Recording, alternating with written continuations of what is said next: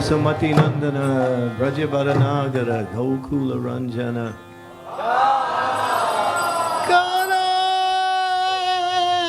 I'm not coming. His mother calls him. I'm playing. I don't care about eating. Yeah, it happens like that. His mother calls him, doesn't come. We all know that. Our mother calls us and we don't listen either. So. We get that from Krishna. It's in fact, everything we do that is within the confines of acceptability. It comes from Krishna. Okay, so Srimad Bhagavatam.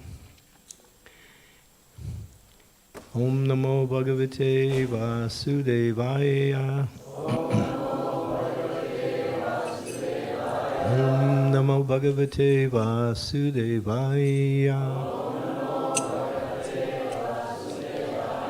Om Namo Bhagavate Vasudevaya. So we're reading from Canto 2, Chapter 10. This is the last verse in the entire second canto, 51. And the chapter is Bhagavatam is the answer to all questions. Sutta Uvacha Rajnan Padiksito Prastahu Yanavochan Mahamunahi Tadvo Bhikspasaye Srinute Rajna Prasnana Sarataha Sutta Uvacha Rajna Parikshita Prastoho Yadavochan Mahamunihi Tadvo Bixbasye Srinuta Rajna Rajnan Prasna Nusarataha Sutta Ovacha Rajna Parikshita Prasno Yadavochan Mahamunihi Tadvo Bixbasye Srinuta Rajna Prasna Nusarataha Sutta Uvacha Rajna Parikshita Prishto Yadavochan Mahamuni Tatvovitasya Shrinuta Rajna Prashnanusharataha Sutta Uvacha Rajna Parikshita Prishto Yad Avochan Mahamuni Tadvo Ahasya Smuta Rajna Prashnanusharata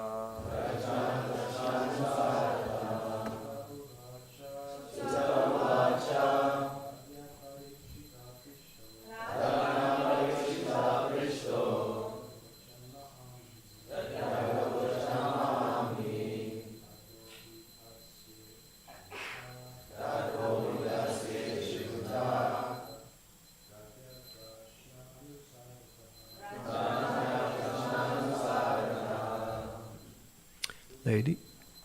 Yeah?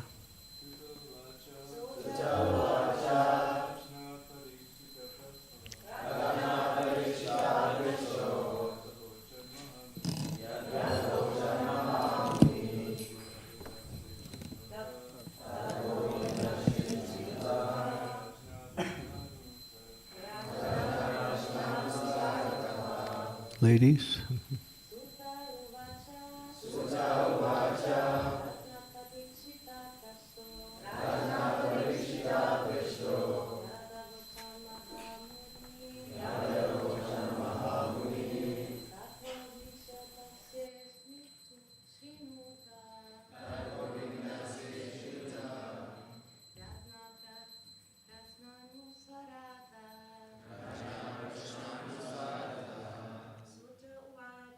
Sutta Uvacha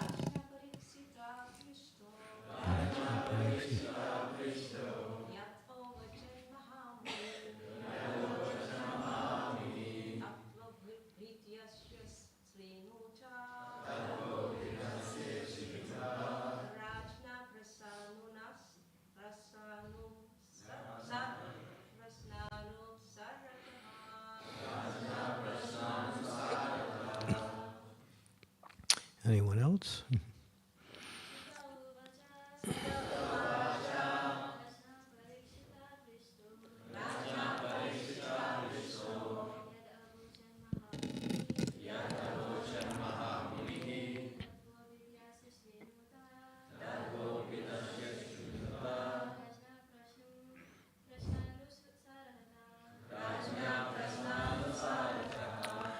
Sutta Uvacha.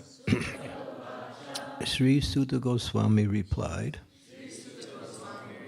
Rajnya, by the king, Parikshita, by Pariksit, Prishta, as asked, Yat, what, Avochat, spoke, Mahamunihi, the great sage, Tat, that very thing, Va, unto you, Abhidasye, I shall explain, Shrinuta, please hear, Rajnya, by the king, Prashnya, question, Anusarataha, in accordance with. So, Sutta Goswami explains, so he's summarizing now all of the questions that is being asked to Sukadeva Goswami, and by Maharaj Parikshit. Sutta Goswami explained, I shall now explain to you the very subjects explained by that great sage in answer to King Parikshit's inquiries. Please hear them attentively. Again, Sri Sutta Goswami explained, I shall now explain to you the very subjects explained by that great sage in answer to King Parikshit's inquiries. Please hear them attentively. Very short purport, so please listen up. Any question that is put forward may be answered by quoting the authority, and that satisfies the saner section. That is the system even in the law court. The best lawyers give evidence from the past judgment of the court without taking much trouble to establish his case. This is called parampara system, and learned authorities follow it without manufacturing rubbish interpretations. Ishvara Parama Krishna Satchit Ananda Vigraha Anadir Govinda Sarvakarna Karna. That's from the first verse of Brahma Samhita. Last line, let us all obey the Supreme Lord, whose hand is in everything without exception. Thus ends the Bhaktivedanta purports of the second canto, 10th chapter of the Srimad Bhagavatam, entitled Bhagavatam is the answer to all questions, end of second canto. Om Gyan Timidandasya Gnanajana Salakaya Chaksu Unmilitam Yena Tasmai Shri Gurave Namaha Shri Chaitanya Manobhistam Staptitam Yena Bhutale Swayam Rupa Kadammayam Dada Nama Om Vishnu Padaya Krishna Prastaya Bhutale Srimakti Bhakti Vedanta Swami Niti Namine Namaste Saraswati Deve Gaudavani Pacharine Nirvisesa Sunyavadi Pastyatya De Satarine Panchakalpa Taruvischa Kripa Sindhu Pevacha Patitanam Pavanebhyo Vaishnavebhyo Namaho Namaha Jai Sri Krishna Chaitanya Nityananda Dvaita Gadadhar Sivasadi Gaur Bhaktavinda Hare Krishna, Krishna Krishna, Hare Hare, Hare Rama, Rama Rama.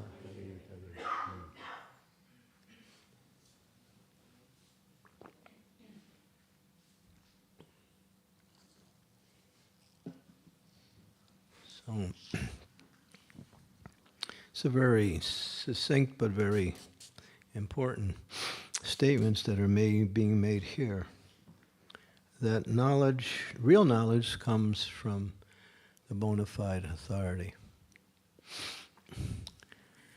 And the bona fide authority, as it's mentioned or ends in this purport, is Krishna. Another name for Krishna is Adi Guru. He is the original source of all knowledge, and all the gurus that come in the line of Krishna are actually getting their knowledge ultimately from Krishna. Krishna is called, scripture is called Aparushad, which means not man-made. It's made only by God. It's not comes from this material world. So authority comes from the perfect authority, or knowledge comes from the perfect authority. And anything we want to know, we have to go through the perfect authority. But there's always, especially in this age, there's always conflict of authorities. And therefore, just like, for instance, Srila Prabhupada said that we never went to the moon. But the whole world, and particularly United States of America, was celebrating the moon landing back in the late 1960s. But Prabhupada came on radio in Los Angeles interview, and he said, we never went to the moon, and the moon is a higher planet, and to go there you have to qualify yourself. You just can't go into any mechanical way and go there. And of course that was quite revolutionary at the time when everyone was saying we went to the moon. But Srila Prabhupada wasn't fooled by the scientific adventures that they were putting out on the news. And later on, books were written out. One book was called The Moon Hoax, that others were writing based on doing research and found that, yeah, we never went to the moon. So here Prabhupada said, well, I got my authority from Scripture. Scripture says that the moon is a higher planet, and to elevate oneself to a higher planet, you have to qualify yourself.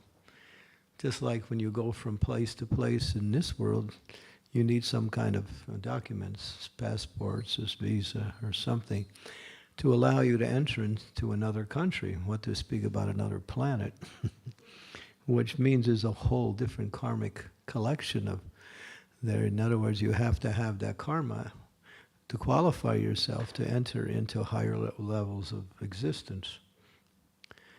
And so Prabhupada used his argument based on Bhagavatam. And he said many other things that were also in contrary to what modern authorities were saying in terms of what is actually true. And so, but Prabhupada always came back to the same idea, that we're taking knowledge from the perfect authority. We may not be perfect, but and Prabhupada used a very simple example. The child doesn't know much, but if he hears from his father, then he can speak in an authoritative way what his father speaks, even though he's only a child. So, in order to understand things, we have to go to the perfect source. Now, Kali Yuga is designed in such a way that one of the principles, and not only a principle, but the main principle of Kali Yuga is don't follow authority. Become your own authority. In other words, you can decide you're intelligent, and you can make your own decisions in any and all aspects of life. Therefore, just throw out this idea of authority. But what Kali does is establish his own authority of no authority. We're listening to Kali. Kali's voice is that, you are able and qualified, you can make your own decisions on anything. So you don't have to listen to your parents, you don't have to listen to any persons who have positions in authority in society, just do whatever you want to do. And that gets people to, it becomes chaotic, that everybody has an opinion, everybody has an idea, and everybody sort of works in that way. And therefore there is so many opinions about the same thing. And most of them are all just what I think, or what I want to think. Prabhupada said, yeah, Bhagavad Gita as I see it, not Bhagavad Gita as it is. Prabhupada said there were 646 editions of Bhagavad Gita when he was here on the planet. Since then it's increased to over 700. And they're all claiming to speak the words of Bhagavad Gita, but each one has its own angle of presentation. And Prabhupada explained that until we actually represented Krishna the way Krishna wanted to be represented, there wasn't really any genuine followers of Bhagavad Gita. Only when Bhagavad Gita as it is came out, then we had something. So for us, where do we get our authority? We get our authority from Srila Prabhupada's books.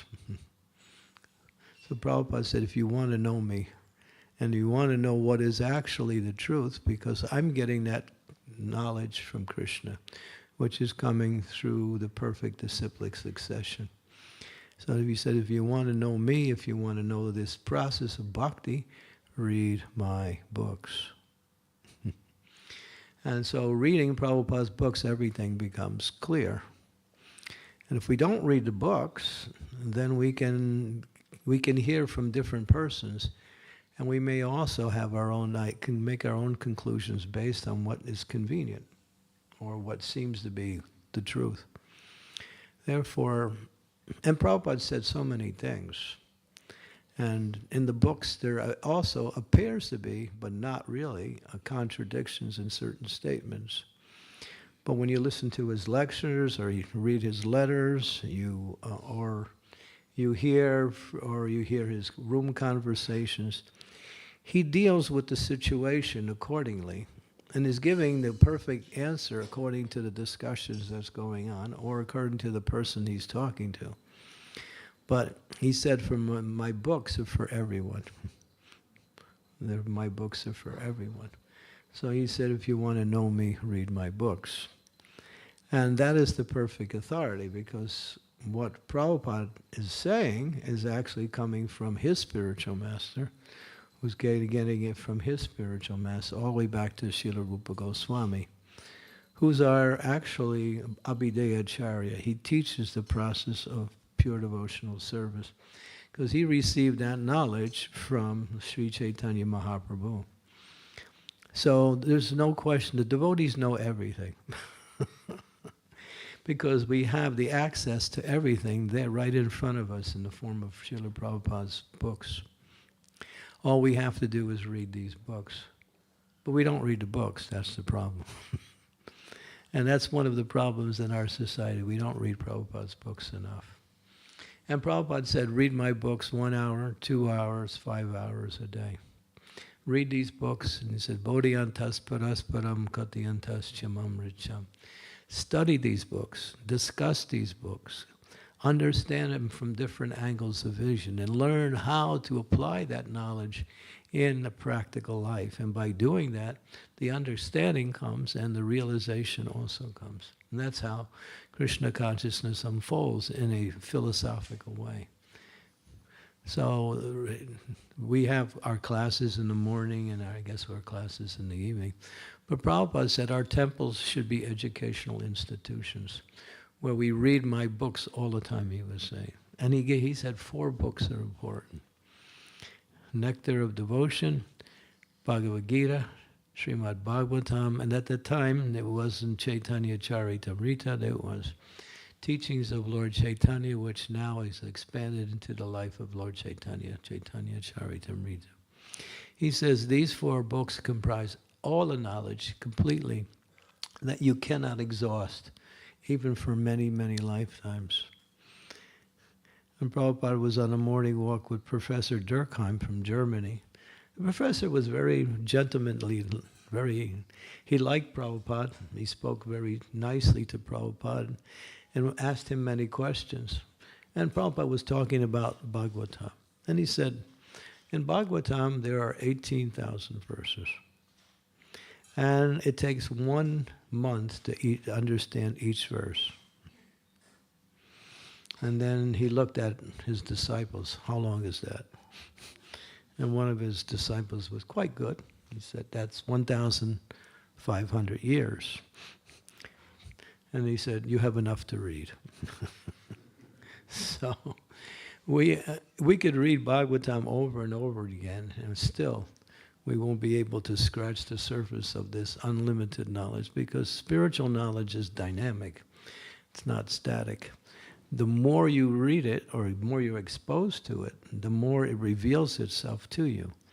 And as you make advancement in Krishna consciousness, you see more and more things. Just like last night, I was at someone's house. And he was talking about a particular rice. And that is a rare rice in India. It's called Nivara rice. Maybe some of the ladies heard of it. Nivara rice. It's in the Bhagavatam. It's mentioned in one of the translations.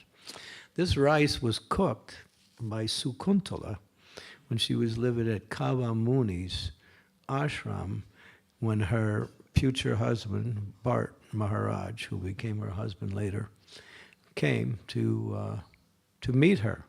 and she cooked this nivara rice. You know, I must have read Bhagavatam so many times, I never saw that.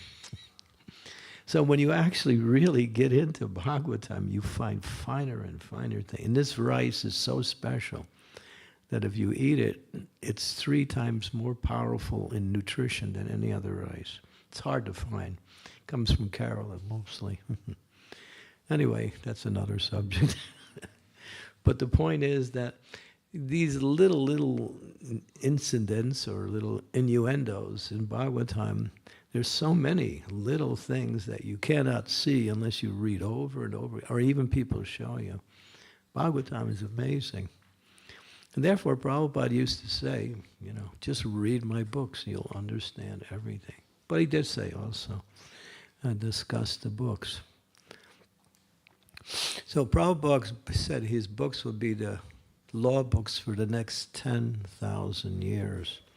So that means everything that we want to know, or every situation that comes up in terms of the practice of Krishna consciousness, or the challenges we face in our execution of devotional service, all the answers are there. Sometimes we think we have to come up with new ideas and new ways and so many things. But that is just this idea that somehow or other Prabhupada didn't give us everything. But he covered everything. Details. Not only the subject matters, but the subject matters in details. And if you read, you'll see that. Of course, even when you listen to Srila Prabhupada, he will also explain what he wrote in his books, in his lectures, which will open up the books even more. So we have enough. And ultimately, but sometimes we need a little help to understand Prabhupada's books. So what we do is we go to our spiritual master, or someone who's on the level of our spiritual master, and we ask them the questions, because in that position of being spiritual master, they're supposed to and are qualified to be able to lead others by giving that transcendental knowledge. Guru Mukha Padma Vakya Chichete Koriya Oiken. That knowledge is like nourishment. What is that other part of that? Chaksudan Dilo Ye Janmi Janmi Prabhu Dibya Gyan Riddhe Prakasita Dibgyan. What is that Dibgyan? Transcendental knowledge.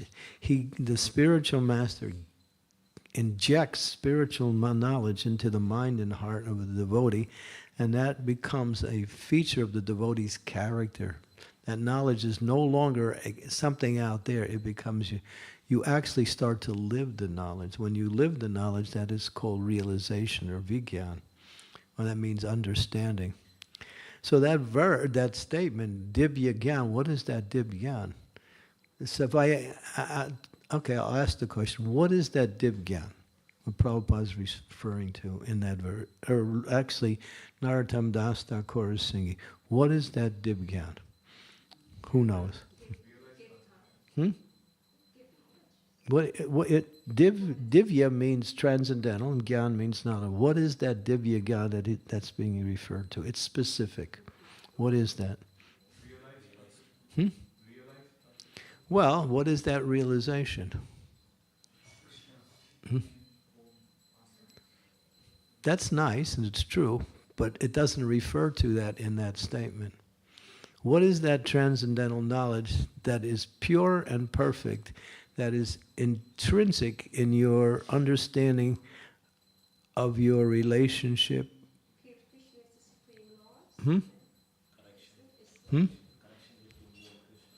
You're getting close. He said connection between you and Krishna. So what is that connection?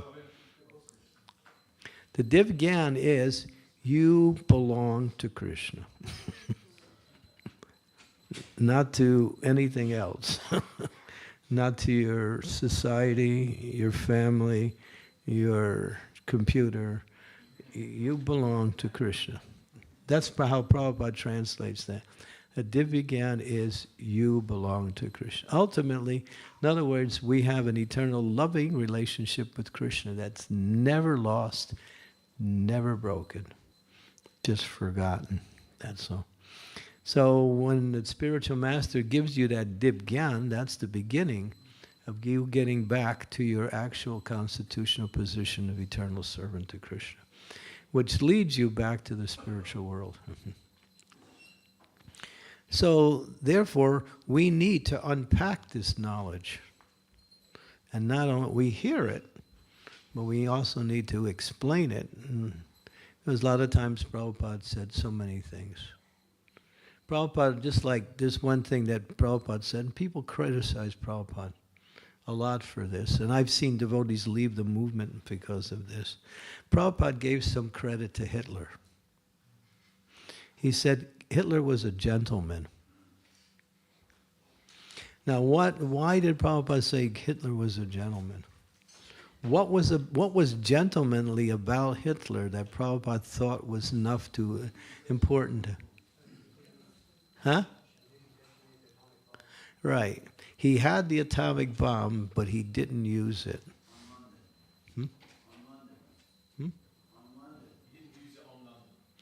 He didn't use it on London, right. He didn't use it. That's why you guys are still here. No. No, he didn't use it on, well, he didn't use it. Prabhupada said he didn't use it at all. But the Americans, right after Japan surrendered, they wanted to use the bomb. The war was over, but they dropped it on Nagasaki and Hiroshima and killed tens and thousands, hundreds of thousands of people with those bombs. And therefore Prabhupada said Hitler was a gentleman. But then again, we understand who Hitler was. He was, who he was. But Prabhupada was making that point. So unless you really understand, hearing from Prabhupada and understanding Prabhupada is sometimes like two parts of the conclusion. So when we read the books, we try to have to understand what Prabhupada is saying in his purports and even in translating the translations. Otherwise, we may speculate. And if it's clear, it's clear. And Prabhupada made it as clear as he could. Because when he was doing his Bhaktivedanta translations, what was it? What's the word? Not translation. I used the wrong word, not translations.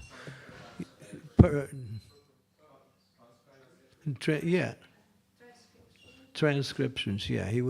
When he was taking what the Acharyas had given him in the form of Bhagavatam, and he was adding his own realizations, and then he was presenting that as the Bhaktivedanta purports. And Prabhupada's idea was to speak to the Western mentality, because he knew that we wouldn't be able to understand if he spoke according to the pure Vedic explanations.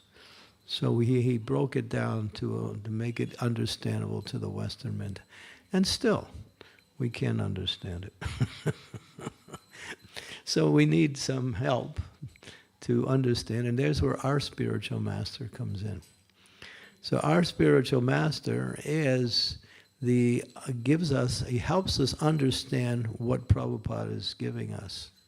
Because we have a direct relationship with Srila Prabhupada, that is true, with his books. But he's not here to answer our questions. So our questions are answered by his representatives based on what Srila Prabhupada has said, and that everything becomes clear. And that way we can understand deeper, what we need to know, in fact, in the execution of devotional service. But Kali is always telling you, forget authorities. Just simply become your own authority. And that's the death of real authority. Therefore, we have to read Srila Prabhupada's books. And what did Prabhupada say before he left? He said 50% of my mission is unfinished. Now that's a pretty bold statement. 50%. That means out of the time he was here, he was only able to accomplish 50%. What was that 50%? He spread the holy name. He translated the books and distributed the books. He opened temples.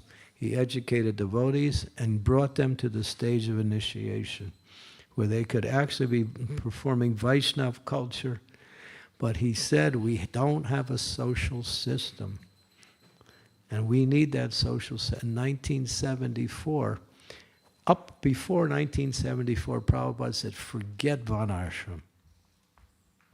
We can't establish Varna-ashrama. Society is too mixed up. But then in 1974, Prabhupada completely changed and he said, now we have to establish this Daivi Varna-ashrama, spiritual Varna-ashrama. And then he questioned, because Prabhupada had said, just chant Hare Krishna, that's enough. But then Prabhupada said, if chanting Hare Krishna is so easy, then why are so many devotees falling down? They're chanting Hare Krishna, but they're going away. Why? Because we don't have a social system in order to engage our devotees according to their proclivities and their nature. So he said, we have to establish this Varna-ashrama. In 1977, he spoke about it a lot, especially to Satyarup Maharaj, to Hari Sari, and many times after that. He said, this system is, you can't establish it in the cities. He said the cities are too topsy-turvy. You can only do it on the farms. So he said, build these farms. And then set up a college by which you can teach the Varnas. He said the Brahmanas, those who were qualified Brahmanas that had already shown their qualifications in our society, would be the teachers for the other Varnas. They would teach the Kshatriyas how to fight, how to manage, and how to give in charity to those who are worthy to receive it.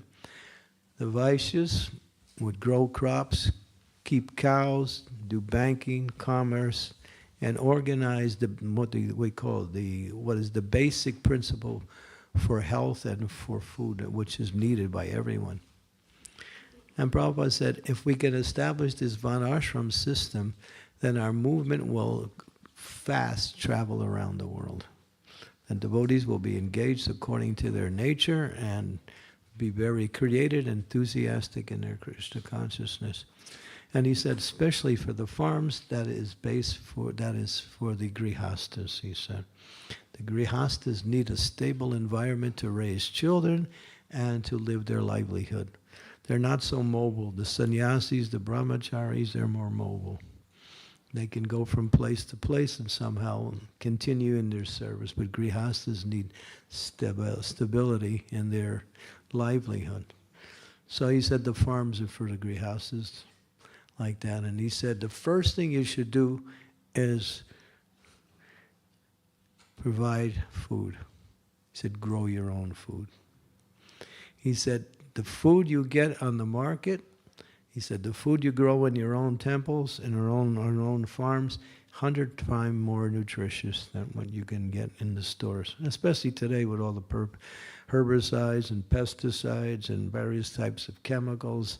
The water's polluted, the air's polluted, the atmosphere is polluted by noise. Prabhupada said, establish these farms and keep cows. You're doing it here, and it's wonderful. When I come to this area, I know I can get good milk. This milk is coming from our cows. Because the milk you get in the commercial dairies, if you take the ones you get in the commercial dairies, you put it in the refrigerator, and then you milk the cow here and put it in the refrigerator. The one from the store lasts 2 weeks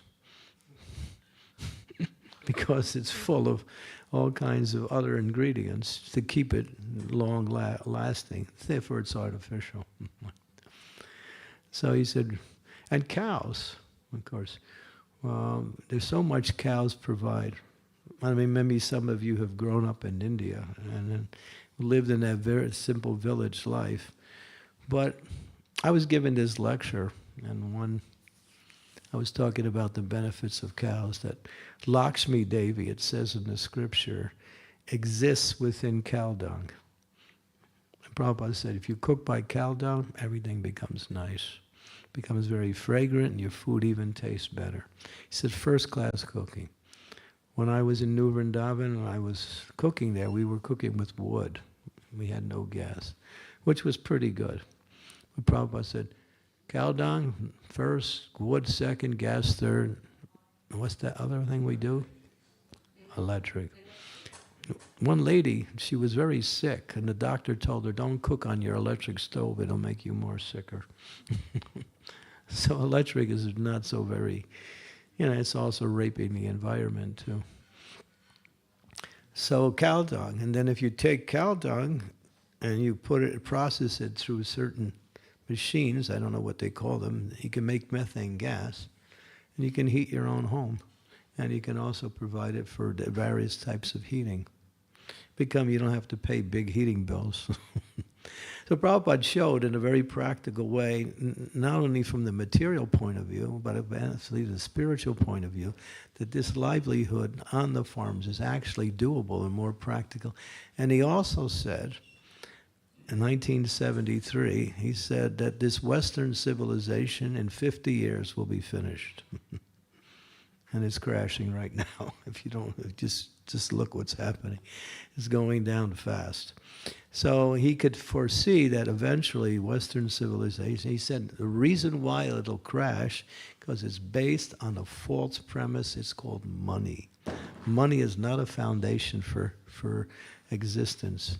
Money, if you have money, you can do things. You have money, you can cover all of your mistakes. But money is not a foundation. Culture, education, of course, spirituality, values, morality, aesthetics, qualities of the human being, and not money, is the foundation for a progressive society. The Prabhupada gave a whole formula which he wanted us as a society to build, to continue not only our society, but to attract the greater society to that style of life. And right now, they're ahead of us. They're way ahead of us. They're actually moving out of the cities and going into the forest. The only problem with that, there's no center. We have the center. Our center is Krishna, or the activities of devotional service, which keeps everything moving towards progress, both material and spiritually. We keep Krishna in the center. But back to cows. This is a very interesting thing. You want to hear something? I was giving this lecture in a couple places around America. I was talking about cows and how people were keeping cows in the village. So one man said, yes, Maharaj, when I was in the village, if someone in the village would get sick, they would go over to the cow and whisper in the cow's ear and say that this person is sick, and then the cow would hear that, and then the cow would go and look for the herb in the area that was the cure for that disease. And she would eat that, and they would milk that, and that milk would be given as the cure for that disease. Amazing. And then I said the same thing in another lecture in another place, and one man said, it's not like that, Maharaj. You don't have to tell the cow. She knows. She knows who's sick, and she'll go and she'll look for that herb, and then it'll work in that same way. Yeah. And so you can not forget about, but you can minimize your doctor bills. And Prabhupada said, learn herbs and make medicines. He said, all the cures is in nature. Krishna has provided everything for every disease, including cancer and whatever other disease that we haven't experienced yet. It's all there in nature. When I was in New Taliban, in New Orleans, I was with one devotee. He set up his own herb business. And he goes into the forest. He knows the different plants. He studied them. And he extracts the plant, and then he takes the essence of the plant, mixes it with some tincture, and he creates a medicine based on that. And so Prabhupada said, yeah, learn herbs and apply medicine that way. You can reduce your doctor bills. Guess what the third leading cause of death in the United States is today? Mm-hmm. Doctors, right, he's right. The third leading cause of death in the United States today is the cure that the doctors give you when you go to get cured. This is a statistic not by some underground people, but by the Food and Drug Administration, the National Health Society in America. 15,000 people a month die from the cures that the doctors give them. Haribo. This is amazing. It's on record. Yeah. So Hare Krishna. So Prabhupada wanted us to have everything we needed within the society based on, what is required for livelihood. But he also said that living on the farms or a more simplified life, then you'll have more time and you'll have more and the proper atmosphere for spiritual life. Of course, we still go to the cities to preach. But Prabhupada said for every city temple, there should be a farm community. To provide, he said, take the milk you get from the farms and the vegetables and the fruits you get from making, and bring them into the city temples, open up a restaurant, and give nice, tasty prasadam to people in general, and they will become devotees simply by eating. That's a fact. So both from livelihood and from a preaching point of view, these farms are actually foundational. So Prabhupada put a lot of emphasis on that. So we haven't got to that point yet. We haven't been able to put enough time, emphasis, and especially priority in fulfilling Prabhupada's part of the unfinished business, and that is establishing. Of course, they're doing it here, but it still has a way to go. We need more agriculture here, where you can provide enough food for not only for all the devotees, but for the entire congregation. And the land is there. It just needs to be developed. It just needs to be developed. And so, and with the high food prices and the high fuel prices, and people are stretched in order to, and people were standing in food lines, I think the beginning of this year, just to get food in the UK. Things are going to be. So Prabhupada could foresee that we need to establish this. So this was a big part of his mission. And the reason why I'm saying it is because it's been pushed in the background, and we're doing whatever else we're doing, which is good. We're distributing books, and Prabhupada wanted that. He said that is the main way we can preach Krishna consciousness, through book distribution. We're spreading the holy name. Krishna consciousness is growing around the world. There's no doubt about that. Just like this Ratha-yatra we just had a couple days ago. It was one of the biggest attendance we on record for and the weather wasn't even good. I was watching. People were standing in the rain just taking darshan of the deities with their umbrellas. Some people didn't even have umbrellas. They were standing in the rain. It was a really powerful Ratha-yatra. I mean, I usually come every year, but this year there were so many people that were actively participating. So Krishna consciousness is really moving, but we still need this social system in order to solidify our activities in such a way that devotees can live easily without having to struggle so much by plugging into this Western industrial civilization that really takes all your time, energy, and resources in order to live. And Prabhupada could see that this would be the future of our movement. So he said, build these farms.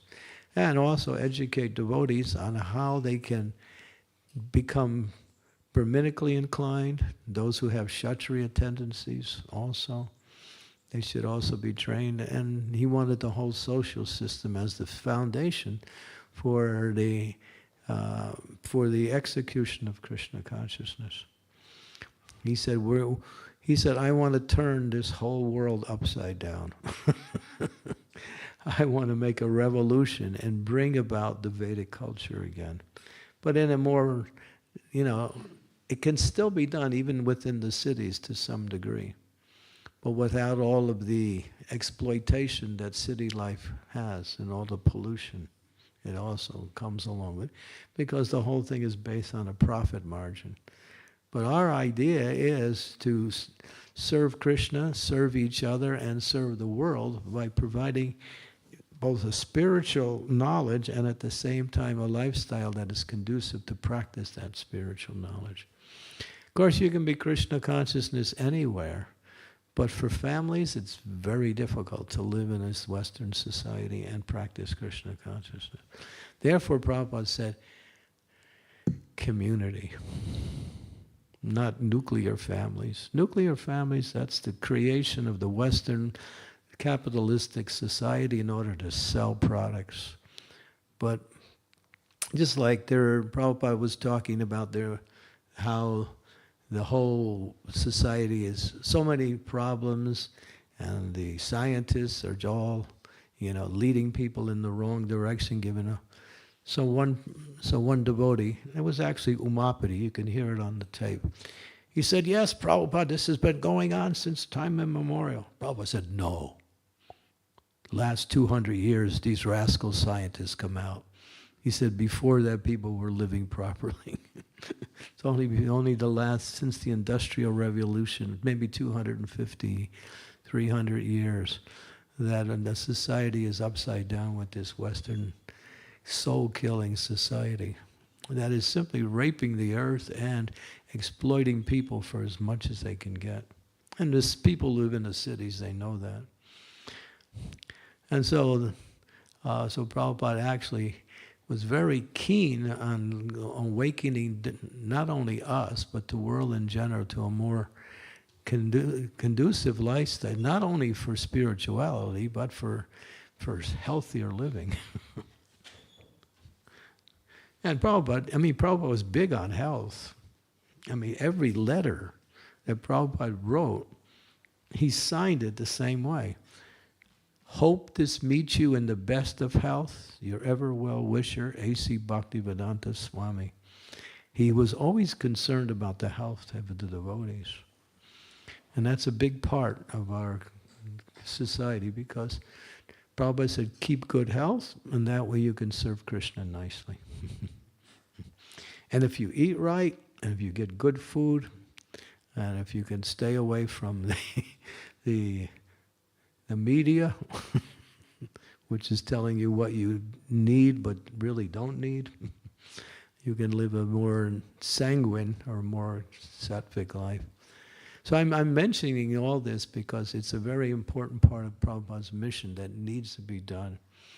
And I was listening to Shivaram Maharaj Swami speaking he just recently gave a lecture. And he was also saying that Prabhupada wanted this Varna-ashrama, but we're not really making it an emphasis in our society. And he said of course, the farm communities are the basis. It's happening to some degree, but not fast enough, and not in enough places also. So, and here, if we put more time, energy in, and we can supply everything that devotees need, owned by our own farms. Everything is here. Everything. And Prabhupada said 4 things. He said, grow your own food, make your own cloth. He said, grow cotton, silk, make cloth. He said, the ladies will have something to do.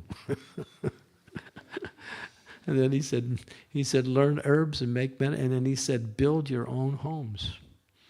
Take felled, fallen trees or dead trees, or even some trees that are, that are not used. They don't have any value, just like they don't produce any fruit or anything.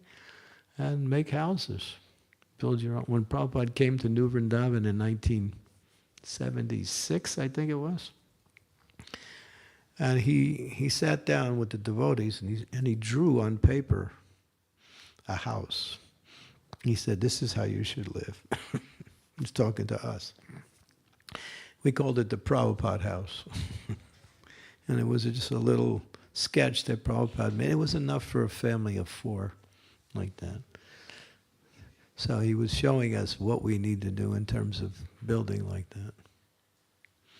All right, I don't want to take too much time. This is a really long and extensive subject, but I wanted to hit on this point just because I think it needs to be, again, and read Srila Prabhupada's books, because if we really want to understand what is authority, we have to go to that authority. And the world is full of self-styled authorities nowadays. And sometimes you hear something and you think it's okay, but then when you listen to Prabhupada, you realize it's different than what he said. So we should, just like in the family, chastity is to follow according to the principles of marriage vows. So if you stay true to your marriage vows, it's considered to be chastity. So we stay true to Srila Prabhupada's teachings, and his words and his directions for us as we understand it through his books and from his devotees who came in the line of Srila Prabhupada, who was teaching on behalf of Srila Prabhupada, and everything becomes easy. And ask questions. Get clarification. If you ever have any doubts, it's mentioned doubts are like demons. If we have any doubts, ask a question.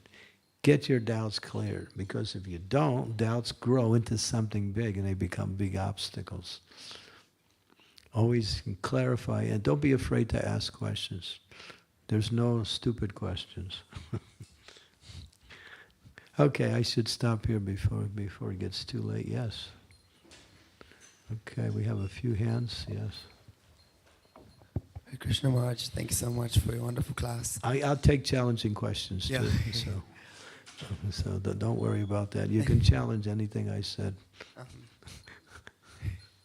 Yeah, Maharaj, I was just wondering, based on this, because we hear it quite a bit nowadays, the importance of Varna-ashrama.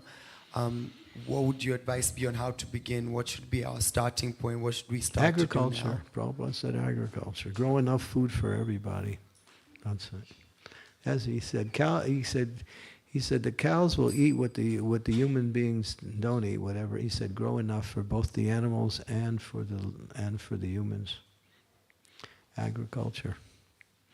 People are doing that around the world now. Even some of our temples in the cities are putting little greenhouses in the temple or on the roof of their buildings to start growing like that. Because the food is so bad. You don't even know what you're getting in the supermarkets anymore, in the markets. Full of pesticides. People are getting sick just by eating the wrong things. So Prabhupada said agriculture is first. He said that's the basic need. Once you establish that, then you can build Varna-ashrama from there. You know. Yes. Thank you, Maharaj. Rath Yatra was very powerful. This year, yeah. This time, yes. Well, I've been to a few, but this was somehow, it felt different. It was what? Different. It felt, it was, I don't know, but it was really uplifting. Even for a moment, engagement. I was smiling the whole time, and I usually don't do that. I got it. My face got stuck with a smile. I was thinking, Yeah, I saw you, I Maharaj. guess I'm happy. I was smiling. I was thought, I don't know why. I guess the atmosphere was so good. I think everybody was really into it, and the energy was really beautiful this year. And I think that's what attracted more and more people to take part. So Maharaj, I think I have a question. I'm leading up to it. So you mentioned farm communities, and we feel now that if there was ever a time for farm communities, it probably would be now. So Prabhupada was a visionary. He mentioned that in 50 years everything will finish. That's on record. Yes, I heard it tape myself. Yeah. But there are also some information coming from other sources. You call them New Agers or what have you, but maybe they is indicating the same thing, saying the same thing. That they call it sometimes the Aquarius or the shift. Yeah. And I wonder if it's the same thing they're referring to. We also have specific information from one source that states that in 2025 the divine kingdom arrives. I don't know if you know what that is. Any Must be information Lord about that? Chaitanya's movement. Yeah, and it will last for 1,000 years of peace. But before that, between now and then, it'll be mayhem Yeah. and catastrophes. Right and all now we're sorts of going things. through a dark era, and it's going to get darker, and from the material point of view. But Prabhupada said, don't worry. He said, just chant Hare Krishna. So, He said, Krishna will protect you if you take shelter of the holy name. yeah. So I get the impression that Prabhupada knew a lot more than he was telling us. Being a visionary, of course, he didn't want to scare us. Prabhupada, yeah. Prabhupada said a lot of things that later on became, a reality. Prabhupada was a Shakti Vaishya. He was sent by Krishna to do this work. So he was actually Lord Chaitanya's direct representative to spread Krishna consciousness around the world. He was empowered to do it, and he came on that mission. So that's why he covered everything. You ask any question and you can find the answer somewhere in Prabhupada's books or in his lectures, yeah. But what you're saying has some truth, but people speculate about these different phases of how society is going. But there's one thing is true, things will get darker for a while. That's the plan makers are making sure of that. And then, but this will set the stage for Lord Chaitanya's movement to grow even faster. Mahaprabhu's movement is growing. It's growing by small. But once the TOVP is finished, and then it'll really take a leap forward. Yeah, and that's in the Shastras. I mean, Lord Nityananda actually mentions that once this temple is built, then the flood of love of God will really flow throughout the world. That's a really important part of bringing Krishna consciousness to the world. But on an individual level, we need to organize our life in such a way that we don't get so much sucked into this Western society. And that's what's happening. Devotees are finding it hard to practice Krishna consciousness because they have so much responsibility in the Western world to educate children, to take care of children, to make a livelihood so they can maintain their family, transportation, everything. Everything is dependent on our present Western civilization. But Prabhupada said no. Just like in America, there is these communities, just like the Amish. We went to see them, and we spent some time with them. And they build their own homes, and they build their own buildings.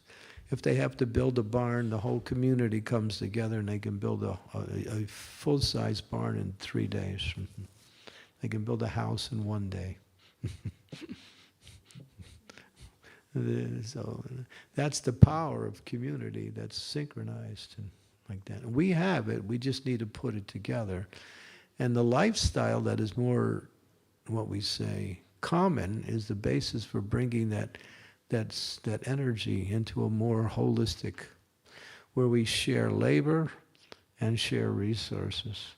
Instead of everyone struggling individually to take care of their own individual families or needs. Prabhupada, community is the foundation for success. Both material and spiritual practices. Yeah. Hare Krishna, thank you so much, Maharaj, for your wonderful class. I like many points you made, but this point in particular about not only to understand transcendental knowledge, the last thing you said is to make clear what it is, clear the understanding. Yeah. Because there are so much definitions upon one word. So to clarify You get clarified through discussions. Yes, and the point I want to make is it's so important to really understand what's meant with what you're reading, because that's the Sambandha stage, for the Sambandha stage. Who am I with God? What's my relationship? Right. Where do I go?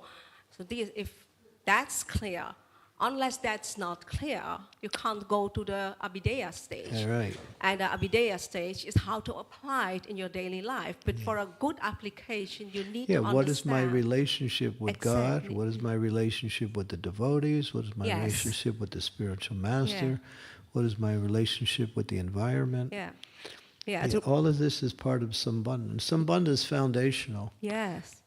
And And- without Sambandha, you're right, Abhidheya cannot be practiced properly. Yes, it reminds me of how much time Prabhupada spent on just explaining, Right. I'm not this body. Some disciples said, oh, he's talking again about this bodily concept. But we can't live it still because it's You have really... to keep hearing until you get it. Yeah, that's true. Yeah. So it's, that's what the point I wanted to That's make. why repetition is important, because it's not a matter of just hearing it, it's a matter of understanding it. And cultivating Yeah. what you hear, and Right. then you can do the Abhidheya. Yeah. Yes, thank you so much. Yeah, nice points, thank you. This gentleman has his hand up. Actually, I had a question. Yeah, well, he's been raising his hand for, give it to him and then you can go next, yeah. Hare Krishna Maharaj, it's a quick question, don't worry. Thank you for your lecture. You mentioned 4 things we need to do to grow. Prabhupada said, yeah. Prabhupada said 4 things. I pick up the third things one, but I missed the 4 Grow words. your own food, Foods. make your own cloth, learn herbs and make your own medicines, and build your own buildings, homes. I missed the herbs. Thank you. Yeah, okay. Thank you. Hare Krishna. Elena wanted to ask you, if Prabhupada wanted to re-establish the Varna-ashramas, why don't we see many Kshatriyas in the movement today? Thank you. I began an effort to make Kshatriya Dharma happen back in 2013. We did it in Italy, and we got a little bit, but somehow the things fell apart, and there was some conflicts, and I don't want to get into the details. But that's a very big part, because the Kshatriyas are both protectors and managers. And our society is criticized not so much for our knowledge. Our knowledge is good, and devotees know things. But how we organize our life is somewhat needs to be developed. We're not so good at organization, although we're learning. It's a slow process. So there's where the Kshatriyas are. They're meant to be managers, organizers, and protectors also. So there are a large, and not large, but there is quite a few people who are inclined to that dharma and that lifestyle, but they're not being engaged. That's unfortunate. So we're trying again to revive that again. There's an effort. But then in places like the Gurukul in Mayapur, they're also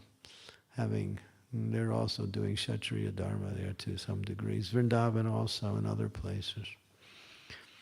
But we need it all around the world. Just like in 1 week in America, 3 of our temples were attacked by dacoits. The same week, it just happened in the same area. Washington, D.C., Baltimore, and one other area, temple in the same area. So unless we have people who are ready to defend, and Prabhupada, you can go to it, July 21st, 1973, Prabhupada's talk, he said, Vaishnavism is not cowardism. He said we have to learn how to fight also. And that's for the Kshatriyas, in order to defend, because people attacked. I mean, I was in New Vrindavan, we got attacked by that motorcycle gang. And then they shot devotees, and one devotee died later. They broke the temple, they broke the deities. So when Prabhupada heard about that, he immediately sent in one devotee who was a former Green Beret in the Marines, he was a fighter in Vietnam, and he came and we trained. We were doing marching, calisthenics. We were learning how to fire rifles. This was in New Vrindavan. I was there. I had just got out of the army because I spent almost 4 years in the army, and I was thinking, oh my God, back to the army again. I just was thinking. But Prabhupada wanted it. And we set up some kind of a defense system. And then after that, we had a lot less problems of being attacked. Because New Vrindavan was attacked so many times by the local area. It's a kind of like a very difficult area to develop a farm. So yeah, and many of our temples around the world have been attacked, but nothing so severe. In, what's that place, Lithuania? They really attacked there and destroyed the whole temple. And the devotees got beaten really bad. They stole all the money. So there's been many examples or incidents around the world where our temples have been attacked like that. So yeah, that's why we have these gates in front of the deities. That's one of the reasons we started that. That wasn't there in the beginning. Yeah, so that's important. Thank you. Prabhupada said we have to be as soft as butter, and at the same time, when it's needed, we have to roll like lies. Yeah. So, We have to be able to defend the devotees, the deities, the temples, and our resources. It's all about defense. It's not about aggression. Yeah. Hare Krishna Maharaj. Sonia. What do you think? What's blocking the Varna-ashram system to establish, to manifest? Why is it not happening? Yeah, what's blocking? There's other priorities that seem to be more important, or at least people who are in leadership positions don't see the importance of it. Many don't, but many do.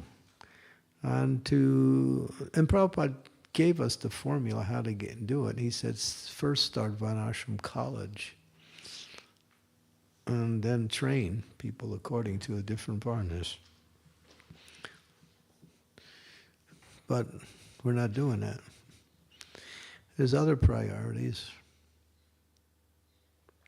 And then you might say, well, what? Well, different aspects of... Because our society is quite multifaceted and there's so many aspects to it.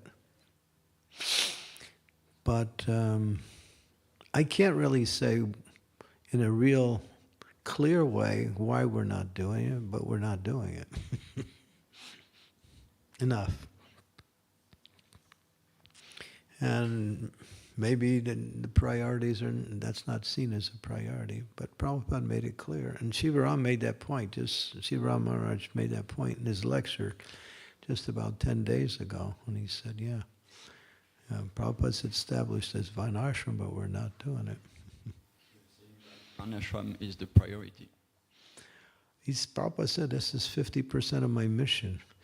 Prabhupada designed his mission in 1949 when he wrote the treatise called Gita-nagari Concept.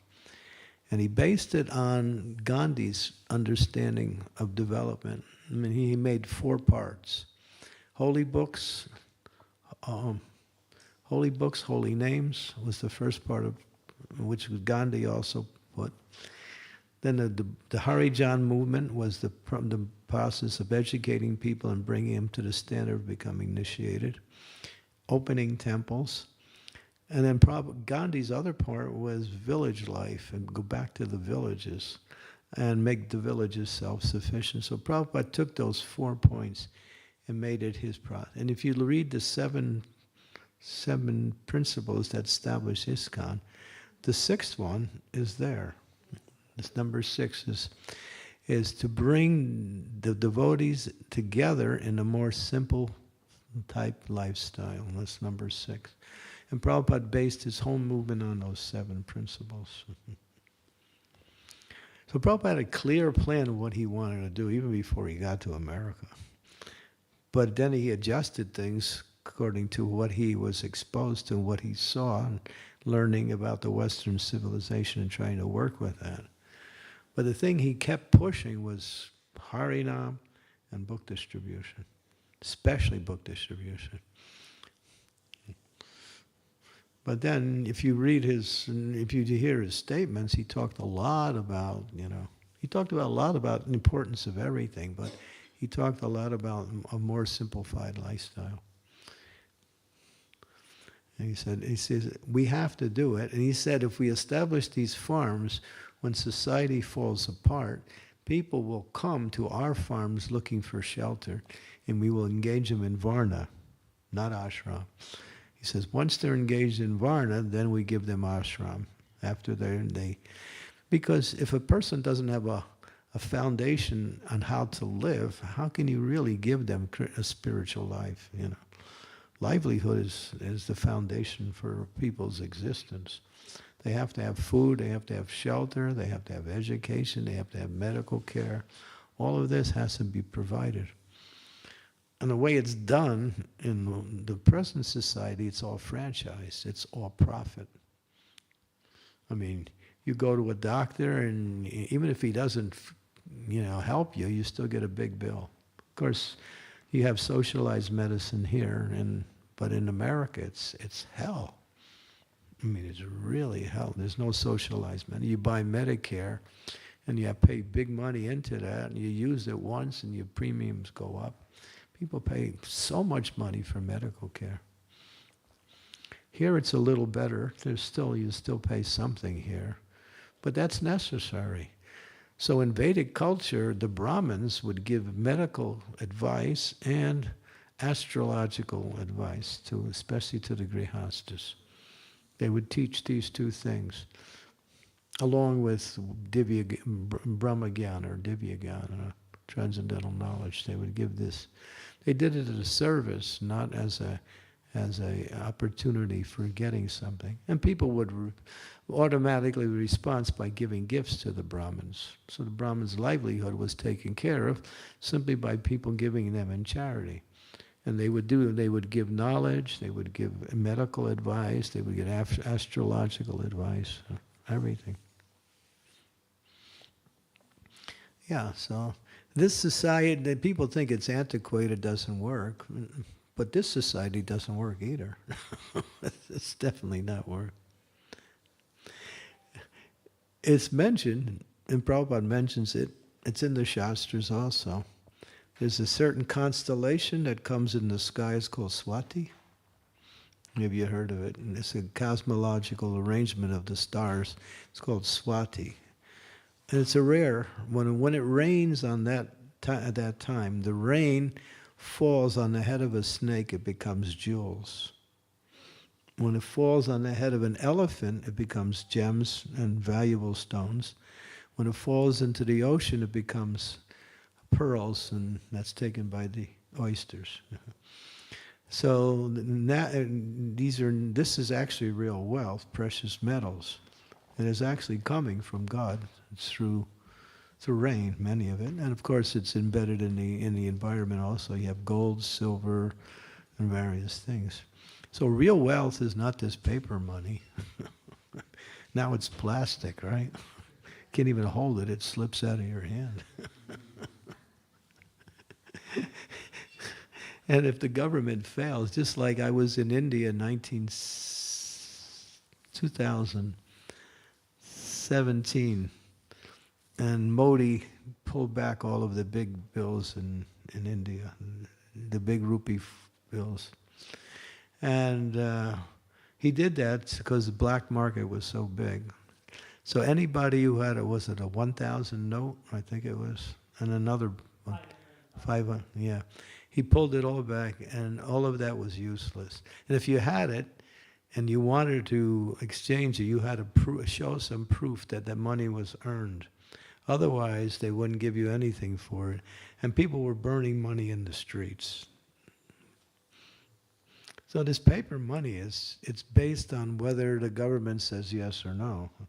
And if they say no, you're out. Yeah. So it's not real wealth. Real wealth is land, animals, especially cows, and precious metals. That's real wealth. Then you have something. especially if you have land. Yeah. That's why we say get land, and then you have some equity. Yes. Just a question. As a community, what kind of emphasis would you put that we should focus on for this particular time, for this particular year we're in? Is there a particular thing we should emphasis really, on? Yeah, just in general as a community. Well, my focus right now, I'm preaching two things: Harinam Sankirtan and farm communities. That's what I'm. And Prabhupada said the Harinam will purify the whole world, and not only Harinam, but creating environments where devotees are doing kirtan and inviting the public in. More and more people are chanting Hare Krishna than ever before from the outside. It's spreading. It's really working nicely. And then the social aspect, and that is, of course, read Srimad Bhagavatam. Read Srimad Bhagavatam. It's so important because all the knowledge you need is in Bhagavatam. Gita too, Gita's foundational, but Bhagavatam gives you everything. So I would say study Bhagavatam, distribute books, spread the holy name, and see what it takes to organize. It has to come from the top to organize more communities. Of course, the devotees can do them themselves. They can get a piece of land with a few families and start some more of a simple lifestyle. I don't know. You'd have to buy land or get land somehow. But these, I think, are the most important things right now. Especially, the Harinam Sankirtan. That's where our Krishna consciousness is spread, and that in book distribution.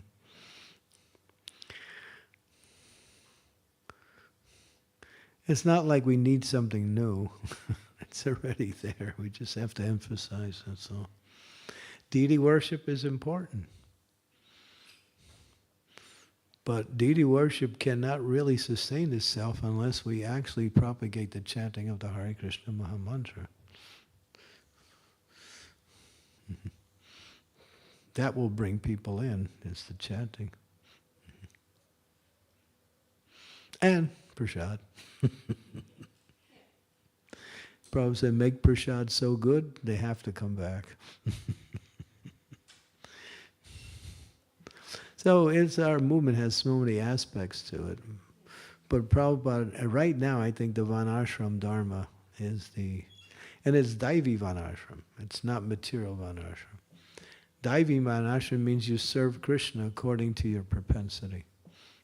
That whether you're inclined to Brahminical services, Kshatriyas service, Vaishya service, or just service in general. That's all.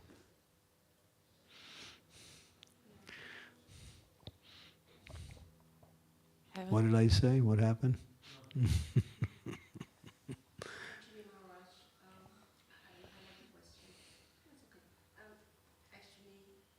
Take the microphone because it's being recorded. Thank you, Evelina. Thank you so much. Thank you. So actually, I go home back to Holland today. And to take with me the conclusion is actually you say, just continue with the process of Chaitanya Mahaprabhu, the Sankirtan Yakir, that's the good foundation. And at the same hand, it's a matter of reorganizing the society. Yeah, we have to have some plan. Both. This Western soul-killing lifestyle is not sustainable. Yeah. But the problem is with the other one, the Sankirtan, we can do. We have in our own hands, and what I mean, and of course, this Krishna is the ultimate controller. But to reorganize the society, you need the outer world and the authorities and all these things, license and all these nonsense things. You can do it in a small increments with a few families, or you can do it as a yatra. It's done as a yatra, just like they're doing in New Rajadam, Gitanagari to some degree. Here there's a nice basis here. You got some agriculture, but you have very good cow protection, or cow care anyway. But it needs to be expanded where it can supply everyone. And not only supply them of the needs, but the services too. Yeah.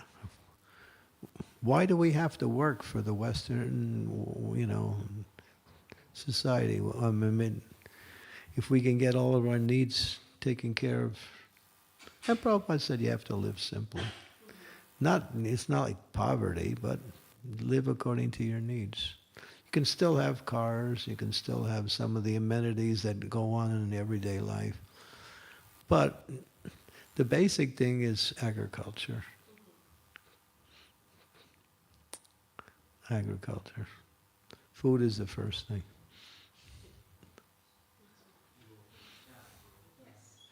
Mm-hmm. Okay, I'm not going to end the class. If you just run out, that'll end the class. Because it seems like if there's any more discussions, I'm here as long as. But if you feel like you have to leave for prasadam or for some services, then please don't feel uncomfortable leaving. You can just. It's understandable.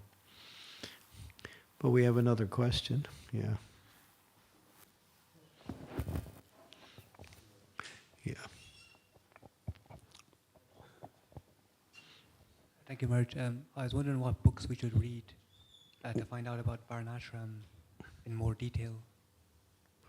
I just put together a book. I have it. It's called Krishna's Way, Natural Living. It's about 100 pages. So anybody wants a copy? It's all about what my class is today.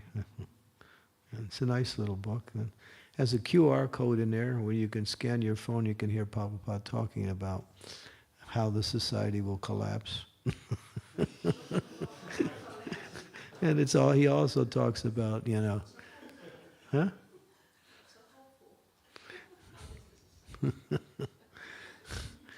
We're hoping it does. So yeah, anybody wants a copy of my book, it's just I usually ask for like £6 donation, but if you don't have 6, give 5. If you don't have 5, take the book anyway. But anyone wants a copy, I have them where I'm staying in Watford. And I'm here, and they can just contact me maybe through Raghupati, or those who know Rishabh, or people know me, so they can find, and just contact me, and I'll arrange for you to get the book. I'm bringing it to certain venues, just like tonight we have a program, and so I'll have the books there. So, like that. So, but Hari Krishna Dasi, one of Srila Prabhupada's disciples, she also put together Varna-ashram book. It's a beautiful book, and her whole thing is Varna-ashram. She's also written articles about it too. Hari Krishna Dasi. And you can find it through Srila Prabhupada's statements. He speaks about it. I'll give you some verses if you want some verses. Srimad Bhagavatam verses 1.8.40 is one verse. First Canto, 8th chapter, verse 40. Another verse is First Canto, 10th chapter, verse 4 and 5. There's many verses. First Canto, 11th chapter, verse 12. These are all about Varna-ashram. These are just a few of the verses. There are many more. Yeah.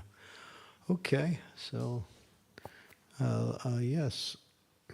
Elena, you want to say something?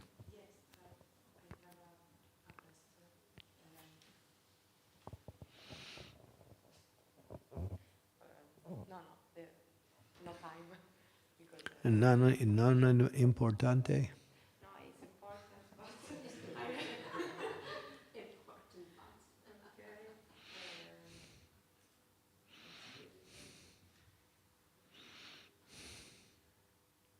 Fa subito. Allora, each Varna-ashrama has characteristics, but we will have to transcend these characteristics to realize ourselves. And how do we do it without denying our nature? Yeah, that's the purpose of Varna-ashram college, is to teach the different Varnas, and people will take classes and learn, and then by learning you'll get to understand both through the education and the evaluation system your particular inclination, whether it's Brahminical, Kshatriya, Vaishya, or just in general, Sudra. Sudra means can do basic services, yeah. So that's the college that Prabhupada wanted us to establish. And that's another problem. We're not doing it. What was it? Radhadesh did it for a while, but then they stopped for some reason. I don't know. The problem is this particular aspect of Srila Prabhupada's mission has not been given enough importance by the leadership in our movement, and that's the problem. If they would give it more importance, then more devotees would get on board, I think. So we're trying to do it in whatever way we can.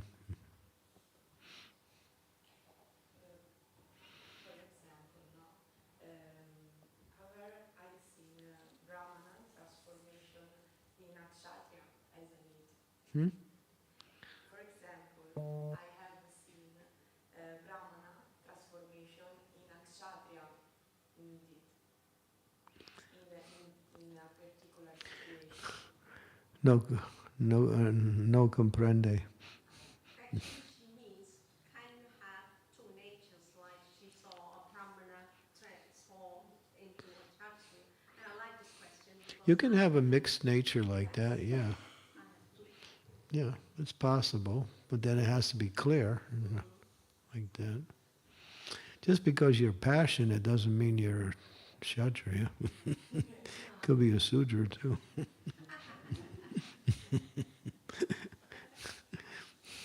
So yeah, the evaluation system helps to clarify the particular Varna. And the Brahmins are meant to teach and evaluate. Like Prabhupada was talking to one Gurukul teacher, and Gurukul teacher was taking care of kids. And he said there's one boy in the class, he when it comes to learning, he doesn't want to learn, and he just causes trouble for the rest of the class. We always have to reprimand him. And Prabhupada said, well, he's not meant for that education. Put him on the farm and give him some work to do. He's not Brahminically inclined. So that was an example. That even as you try to teach, then you have to see how people are accepting it, and those who accept it and actually use it, then you can evaluate based on how they accept. And therefore Prabhupada said, you can hear it, and this is, those who want to hear more about this Varna-ashram, it's a morning walk, March 14th, 1974 in Vrindavan. Prabhupada speaks the whole thing. Everything that I said, he's done it in a summary form in that lecture. March 14th, 1974, Vrindavan. And he's discussing with Hridayananda Maharaj. And Hridayananda Maharaj is asking questions and Prabhupada's giving all the answers. And what Prabhupada says is that the collective society of Brahmins are the teachers, and they teach all of the other Varnas. Not that one Brahmin has to know everything. Brahmins can know a few things, and then they teach the gamut of the different Varna subject matters as a group, not as an individual, like that. They become the teachers.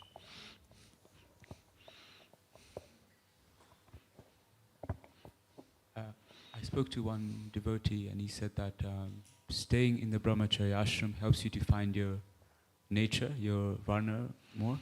Mm-hmm. That makes sense. It's supposed to help and facilitate Yeah, knowing and you get to learn after a while by trial and error. Okay. Yeah. So would you suggest that we try a variety of different services, or how would we Yeah. go about doing Because, that? well, that depends on the leadership. There is certain service that are required to get done, and that has to be done. But those who are in leadership positions should train and educate people who are inclined to these different services. But then sometimes you can do many services. But then there will be a particular service that you really resonate with. And that'll be somewhat indicating of your nature. You'll be, not only you like to do it, but you'll be creative in doing it also. You'll think of ways how to expand it, how to make it better. When you work according to your nature. Just like you like kirtan.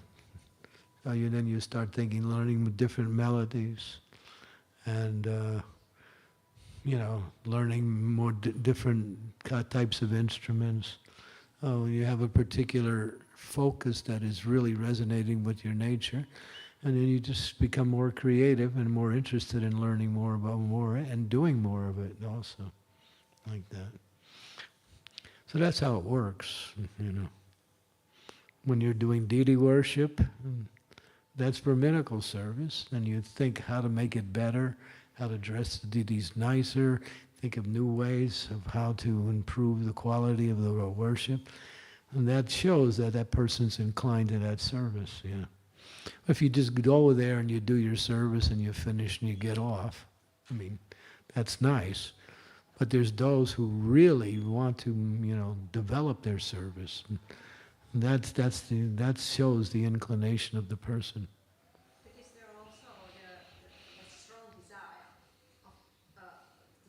to become something? Like, for instance, I'm a manager, okay, that's one thing. I was leading temple, I was there for 4 years, manager.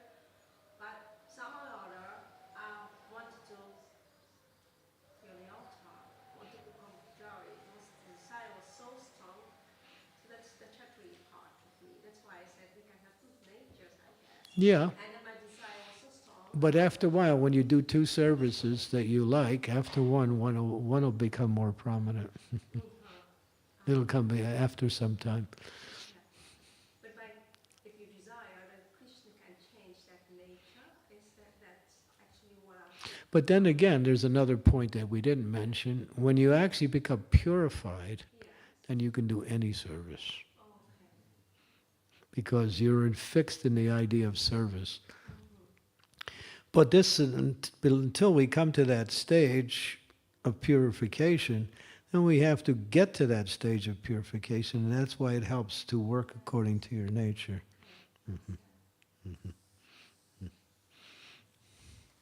There's this Japanese word called ikigai. I don't know if you ikigai. It's a concept from Japan where to be happy you need these 4 things. You need to do these 4 things. Do things that are important in the world, that the world needs. Thing that helps you to make money. And I forgot the other 2. 4 things is a Japanese thing. Ikigai is quite popular nowadays, Well, these are material things. But that's based on material success, really. Our success base is that our principle is to serve in that way that you can actually offer your devotion to Krishna. And if you're inclined to a particular service, you're more inclined to offer devotion in that service. But that's until you get to a stage of purification. When you get to purification, then whatever Krishna wants me to do, I'm ready to do it. Yeah. Yes. Mm-hmm. So you say that we try different kind of services, and at some point we find something that resonates with us, and that ultimately tells us that this is the Varna we belong to. And Krishna says, Chaturvarnya manashrista gunakarma vibhagasaha. I've created these 4 types of living beings. Brahmins, Kshatriyas, Vaishyas, and Shudras. They're there in a dormant stage. But they have to be brought out by education and activity. Yeah. And one thing I'm wondering, I don't know if it's correct, maybe you can tell me what you think. If we, because we know we are mostly controlled by the false ego right now in our conditioned state. So would that mean that, for example, if there is some specific resistances to do a particular service, there's a potential there because there's a resistance against working against doing a particular service? Yeah, if we have a resistance to do a particular service, because it was the idea that the false ego is controlling, is trying to block us. Yeah. Would it be something like correct Yeah, to say? that's why it has to be done under authority. Authority helps you to understand and to engage. Yeah. Yeah, I mean, if we're always deciding what we want to do when we want to do it, we'll just choose what we like to do. That doesn't mean it's our nature. You know, we might like to eat pizza, but it may not be good for us.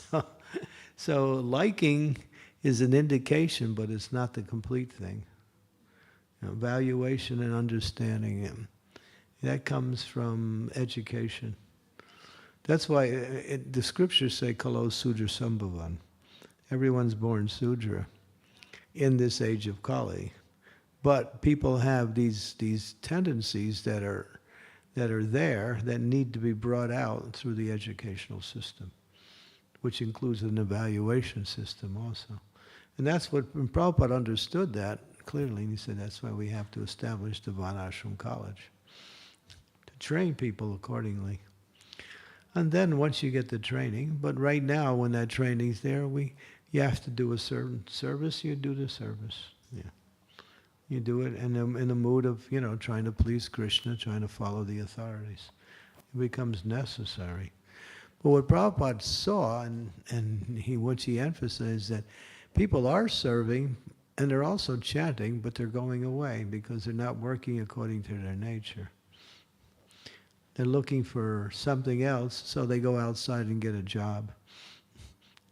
And that gives them more satisfaction.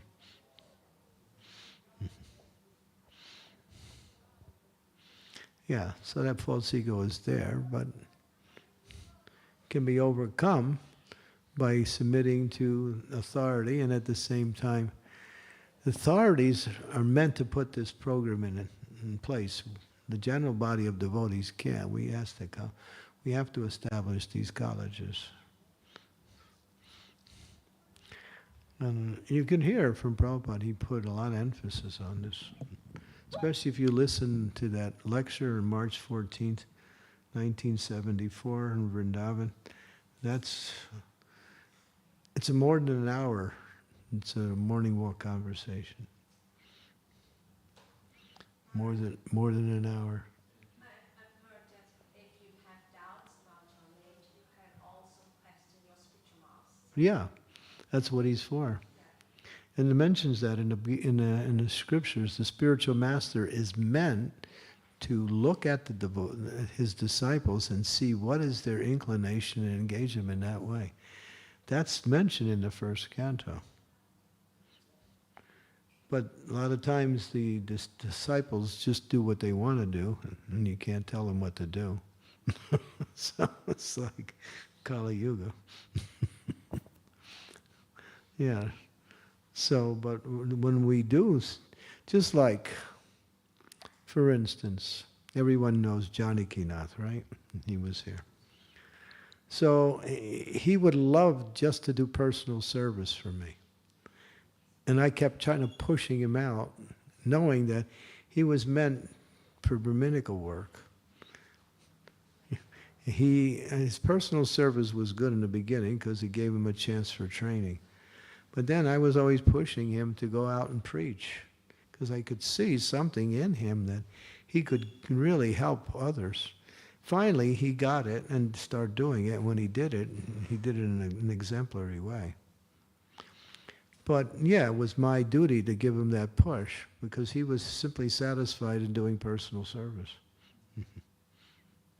But I could see why, that's nice for a while, but he's meant for something more important.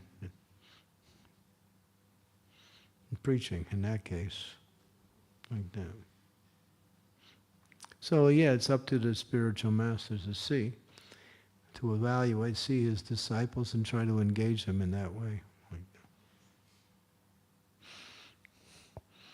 that. Okay. So yeah, I guess you're hungry. Breakfast, yeah. Yeah. So they say you cannot live by philosophy alone. Take prasad. Prasad too. Chanting, dancing, and sleeping? Is it? No, chanting, dancing, and yeah, and then singing, chanting, dancing, eating, and then repeat it. Right? That's that T-shirt, right? That's actually our philosophy in practice. So thank you very much for your attention and enthusiasm. Hare Krishna. Srila Prabhupada ki jai. Yes,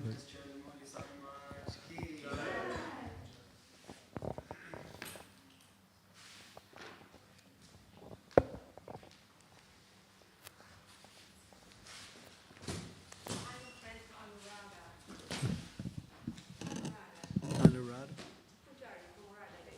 Oh, yeah. She's in Germany now. Yes, she's in Germany. Yeah. Yeah.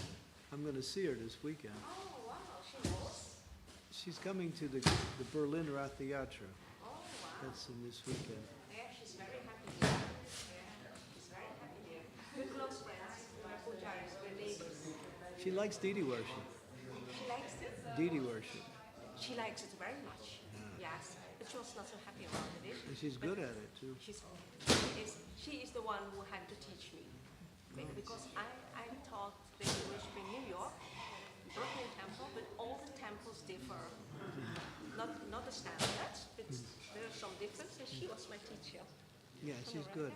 Yes. Yeah, good. She loves it, really. Yeah. And the deities like her, I told her. It's not only you, but they love you. Yes. Well, it's good you're her friend. That's Thank you. nice. Are you giving this to someone? To you. I will tell her Anuradha. Thank you so much. It's in my mind. It's fun. Thank you.